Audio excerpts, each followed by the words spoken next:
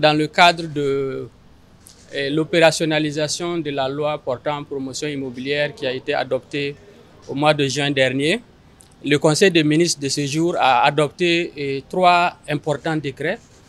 Le premier décret porte sur les conditions qui régissent la coopérative de logement social.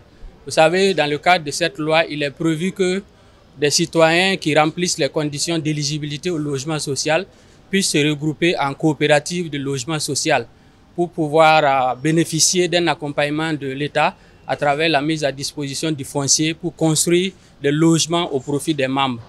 Donc, le premier décret porte justement les conditions qui régissent cette coopérative de logement social. En clair, il est prévu que les citoyens qui remplissent ces conditions puissent obtenir un récépissé auprès du ministère en charge des libertés et également obtenir un agrément au niveau du ministère en charge de l'urbanisme qui leur autorise justement de se constituer et de pouvoir construire des logements au profit de leurs membres. Le deuxième décret qui a été adopté aujourd'hui porte sur la condition et modalités de cession provisoire, définitive et du bail emphytéotique des terrains urbains destinés à la promotion immobilière.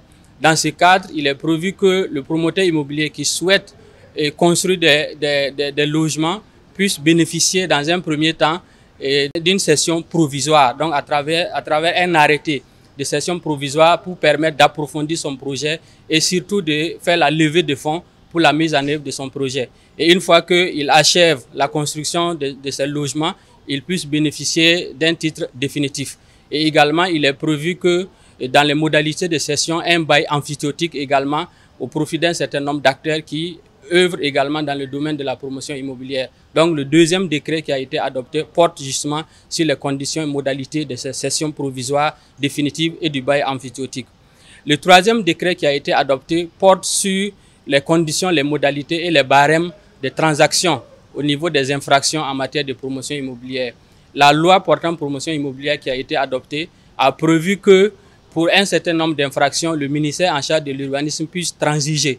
Donc c'est un mode de règlement à l'amiable avec celui qui a commis l'infraction, à condition que celui-ci reconnaît l'infraction et accepte justement de payer une amende, voilà, conformément au barème qui a été adopté aujourd'hui. Donc l'adoption de ces 3 décrets nous permet d'avancer dans la mise en œuvre effective de cette loi portant promotion immobilière et permettra aux différents acteurs qui souhaitent intervenir dans ce domaine-là de pouvoir accélérer la mise en œuvre des projets au profit justement de la population burkinabé en matière d'accès au logement.